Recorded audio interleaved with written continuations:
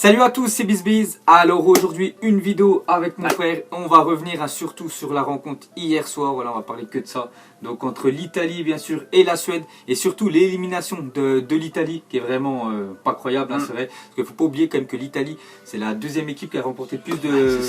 enfin égalité avec l'Allemagne. Voilà, il y a le Brésil premier avec 5 Coupes du Monde, l'Italie deuxième avec 4 Coupes du Monde. Et ils vont pas jouer, voilà, enfin ils vont pas participer à la prochaine Coupe du Monde en Russie. Donc hier voilà le match, hein, donc ils recevaient voilà, la Suède. Match retour à San Siro quand même devant 75 000 personnes. Guichet fermé, hein, voilà, c'était guichet fermé, il y avait toute l'Italie bien sûr qui regardait, qui était devant son poste, il y avait tout le monde au stade et ils n'ont pas quand même réussi à marquer un but. Voilà. Juste un but au moins pour aller en prolongation. En double confrontation quand même. Marqué. Voilà, face à la Suède. Donc la Suède avait gagné 1-0 au match aller, hein, donc voilà, ils avaient fait le taf chez eux.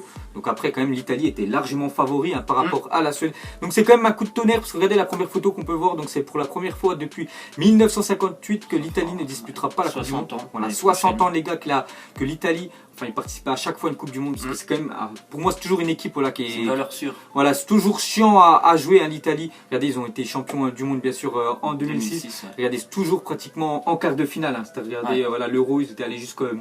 C'était ça, je crois, en quart. Ouais.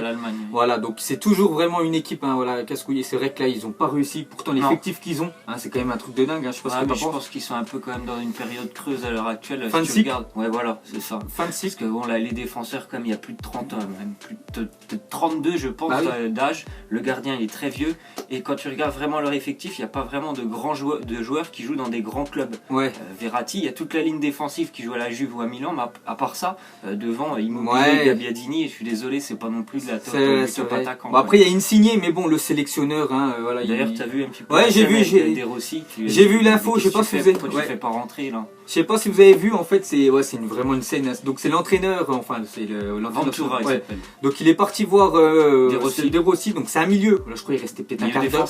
Il lui a dit vas-y, prépare-toi, tu vas rentrer. Et De Rossi il a un peu pété un câble. Il a dit mais pourquoi moi tu veux me faire rentrer? On joue pas le match nul, on joue la gagne, hein, bien sûr. Et il a pointé du doigt bien sûr Insigne qui lui est attaquant, qui est vraiment très bon. Tu vois, il est vif et tout, il peut rentrer dans un match comme ça, tu vas faire la différence. Mais non, voilà, il a préféré faire rentrer De Rossi. Donc voilà les gars, c'est vraiment un coup de tonnerre, hein, quand même pour l'Italie, c'est vrai. Moi je suis vraiment choqué, hein, c'est pour ça qu'on a voulu vous proposer une vidéo, c'est vraiment incompréhensible. Donc c'est vrai que les barrages, hein, c'est toujours casse-couille. La France, il y a 4 ans contre l'Ukraine, c'était pas passé loin de la même chose. Hein. On perd 2-0 au match aller en Ukraine et après on arrive à gagner 3-0, donc 2 buts de Mamadou Sakho. C'est des trucs incompréhensibles dans le foot, un défenseur qui met des buts. Matchs comme ça. Voilà, on était parti en Coupe du Monde, donc très bien. Même le barrage aussi, tu te souviens, pour la Coupe du Monde 2010, l'Irlande, le vol, hein, c'est quand même été un vol avec Thierry Henry. Bref, là on s'écarte un petit peu du sujet, c'est vraiment pour vous dire que les barrages c'est vraiment compliqué à jouer. Et voilà, l'Italie est tombée bien sûr dans ce panneau là. Mais bon, après il faut pas dire que c'était des plots en face, hein, c'est quand même la Suède. La Suède les gars, ça a bien tourné, on les a vus dans le groupe de l'équipe de France. Voilà, ils sont arrivés deuxième. En Suède, on avait perdu, hein, l'équipe de France, je ne me souviens pas de 1. Bon, on avait fait une boulette à la fin, mais bon, voilà. Les matchs, on le perd quand même. Alors. Mais voilà, les gars, la Suède, c'est quand même costaud. Mais bon, ils sont venus avec, bien sûr, l'envie de ne pas prendre de but. Ils sont restés en défense, ils ne sont pas trop sortis. C'était bien organisé tactiquement, et voilà, ça a marché. Hein. Ils étaient surtout solidaires, et ça, il faut le dire dans le foot, les gars, ils étaient solidaires. Ils ont vraiment, ils ont vraiment galéré, surtout en deuxième mi-temps, parce que là, l'Italie, c'était obligé, ils devaient presser. Hein, voilà, ils étaient obligés de marquer ce but, au moins pour égaliser. Voilà, au moins en prolongation. Donc ils ont tout fait, hein, je crois qu'il y a eu combien de frappes 26, 26 tirs. 6 cadrés, voilà, c'est pas énorme quand même. C'est vrai que ça, c'est pas super, hein, voilà, pour l'Italie. Donc là, c'est vraiment dommage pour eux, les gars. Donc on peut vous dire aussi quelques autres infos. Donc bien sûr, on va parler. Normalement, ce sera la dernière sélection de Buffon qui va arrêter sa carrière internationale. Voilà, pour le internationale. Donc je me souviens, lui, il a fait une petite déclaration, je crois, il y a 2 mois. Il avait dit je mettrai un terme à je prendrai ma retraite à la fin de l'année après la Coupe du Monde. Mais il savait pas que voilà, il allait être éliminé de la Coupe du Monde. Donc après, j'ai oublié de dire aussi que l'Italie sont partis au barrage parce qu'ils avaient quand même un groupe compliqué. Parce qu'ils avaient quand même l'Espagne, les gars. Donc c'était soit l'Espagne ou l'Italie de toute façon qu'elle allait être deuxième. Donc voilà, on peut prendre bien sûr qu'un premier. Donc ça a été l'Espagne qui est pour moi quand même supérieure à l'Italie. Et Et voilà, l'Italie, donc ils ont chopé la Suède. Donc on va reparler voilà, de Buffon. Donc première sélection le 29 octobre 1900. D'ailleurs, c'était lors d'un barrage face à la Russie. Ah ouais, ils étaient passés? Ah oui, il me semble. Ouais, c'était passé. Bah oui, vu qu'ils ont toujours été qualifiés depuis 60 ans. Et la dernière sélection pour la Coupe du Monde en Russie. Voilà, 175e sélection hier, voilà, le 13 novembre 2017. Donc Buffon, les gars. Voilà, d'ailleurs, je sais pas si tu as vu hier pendant l'hymne qui a été largement. Ouais, tiens, on a la photo. Un beau geste de la part de Buffon. Donc voilà, les gars, ouais, il applaudit. Il y avait tout San Siro voilà, qui est en train de siffler l'hymne suédois. Ce qui est pas, voilà, il a applaudi. Pas très bien voilà, de la part du public. Mais voilà, lui, les gars, il a applaudi. Très humain quand même. C'est ça, les gars, Buffon. Donc vraiment très bien. Donc sinon, une petite aussi info sur l'Italie. Donc depuis 2006, l'Italie, c'est. Donc on peut voir champion du monde en 2006. Donc champion du monde face à la France. Voilà, c'est ça, c'est très bien. C'est leur 4e sacre. C'est très bien. Sinon, éliminé en poule en 2010. Je me souviens plus avec qui. Non. Je me souviens plus du tout. Éliminé en poule en 2014. Je sais qu'il y avait l'Uruguay. Ils avaient l'Uruguay. Je sais plus. Je crois qu'ils avaient un truc. Ils n'avaient pas l'Angleterre, je crois. C'est possible. Je crois qu'ils avaient l'Angleterre, Uruguay et voilà, je crois que c'était le plus de la mort un petit peu. Ils n'étaient pas sortis des poules. Donc c'est vrai que l'équipe de France a toujours fait mieux, à part peut-être en 2006 parce qu'ils ont quand même gagné le sacre. Et là cette année éliminé dès les barrages. Voilà, en 2017 le déclin est incontestable. Je pense que de toute façon en Italie là c'est vraiment un coup de tonnerre. Coup de tonnerre, ce serait pareil, les gars, sera en France, je pense. Tout le monde en parlerait longtemps. Voilà, les gars, l'Italie là-bas, surtout une équipe qui a été 4 fois championne du monde, voilà, qui n'a pas réussi à se qualifier. Donc, sinon, quelques autres infos. Donc, on peut voir la une de Carrière d'Hello Sport. Donc, ça équivaut au journal L'équipe, voilà, en France. Donc, c'est l'un des journaux voilà, sportifs les plus suivis. Et donc, c'est marqué tous dehors. Je pense voilà, qu'il va. Voilà, ça va tourner. Bien sûr, il sait qu'il va partir. Il l'a pas dit, mais il sait qu'il va partir. Je pense qu'il va soit la Ligue italienne, il va le virer, ou soit lui-même. Lui-même, les gars, il faut un renouveau. Il y a un an, c'était Conte. Ils font un très bon Euro. Ils sortent de l'Espagne. Je m'en souviens, tactiquement, c'était très organisé. Et là, en un an. C'était Conte, j'avais oublié. C'était très compliqué. Parce que là, cet entraîneur-là, c'était pas celui qui entraînait. Il est arrivé après l'Euro de Conte, justement. Donc c'est pour ça, je pense qu'il va y avoir une espèce de régression en un an de l'Italie. C'était assez incroyable. Et pourtant, moi, ce que je comprends pas, c'est que l'Italie, c'est vraiment leur point fort. C'est la défense. Même là, ils sont pris qu'un but. Mais c'est l'attaque, je sais pas. C'est très intelligent tactiquement aussi. Tu m'avais dit quoi, devant, il y avait qui, Gabbiadini. Ça joue à Southampton. Immobilier, bon, je suis d'accord. Immobilier, il faut avouer qu'il est vraiment très bon. De saison. Mais voilà, il n'y a pas grand monde quand même au niveau d'attaque en Italie. Pourtant, moi je vois les joueurs, je sais pas en Italie. Marco Verratti n'a pas joué hier, pour ceux qui ne savent pas, parce qu'il avait pris il était suspendu.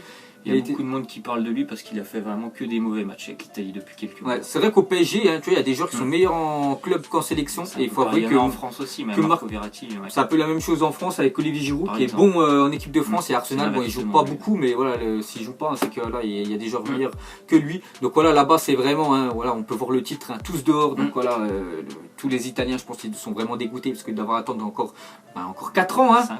5 ans, voilà, les prochaines qualifs pour la prochaine Coupe du Monde en 2022, voilà, au Qatar. Et surtout pour tout un peuple, parce que même nous en France, voilà, quand tu vis une Coupe du Monde sans ton pays, c'est comme si nous, imaginons, on était en France, il n'y avait pas la France qui participait, je sais pas, c'est pas pareil, il n'y a pas la même saveur que quand voilà, ton club, il est déjà, enfin ton équipe nationale plutôt, est déjà éliminée. Donc vraiment, gros coup de tonnerre. On va continuer avec des autres infos. Donc on peut voir aussi que officiel Daniel De Rossi, donc celui que j'avais dit qui voulait pas rentrer, il a dit plutôt faire rentrer un attaquant, on joue pas. Logique, on joue pas le match nul. Qu'est-ce que tu fais, le coach? Je sais pas pourquoi il a fait ça. Bon, après, voilà, il fait comme il veut, les gars. C'est lui le sélectionneur de l'Italie. Et Andrea Barzagli prennent leur retraite avec la sélection italienne. Donc ces deux-là s'ajoutent bien sûr à deux cadres quand même. Ouais. Bah oui, parce que De Rossi, bon, il est plutôt vieux.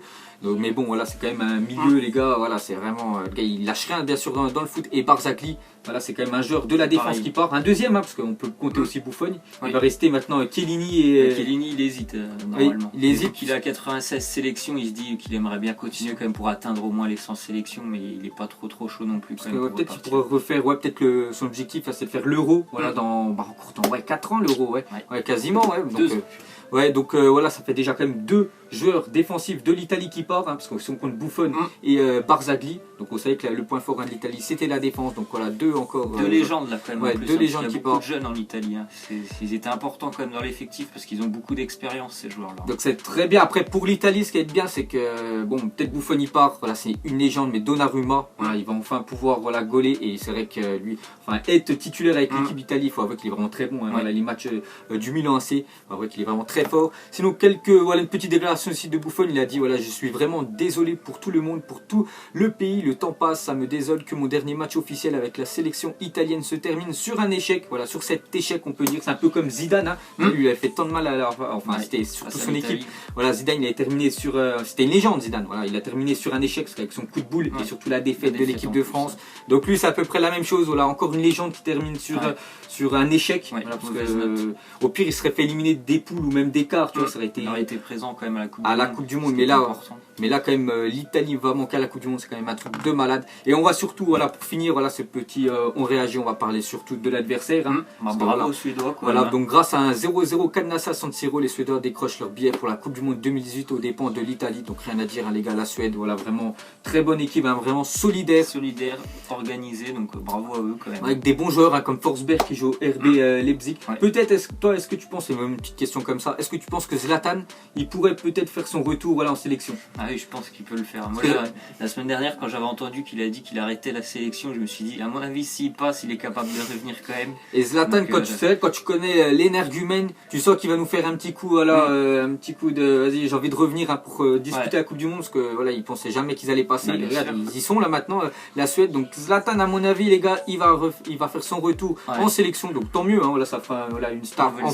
plus à la Coupe du Monde. Mais bravo, voilà, bien sûr, à la Suède hein, pour clôturer. Et vraiment dommage à l'Italie. Et je pense qu'il va y avoir beaucoup de changements. Voilà, en Italie, de toute façon, vous allez suivre bien sûr ça dans les appuimages. Hein, je pense qu'il va y avoir beaucoup. Voilà, le nouveau sélectionneur, il va tout rechanger. Voilà, le format de jeu hein, voilà, de l'Italie, parce que là, il faut avouer quand même que c'est un sacré échec pour eux. Et nous, on vous laisse, on vous dit à la prochaine. Et ciao à tous. Ciao.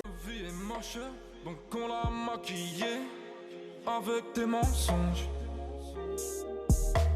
Et que son âme est moche, plus qu'à la maquiller avec des mensonges. Je sais pas ce qui se passe dans ma tête. Parfois, je voudrais sauver la terre. Parfois, je voudrais la voir brûler.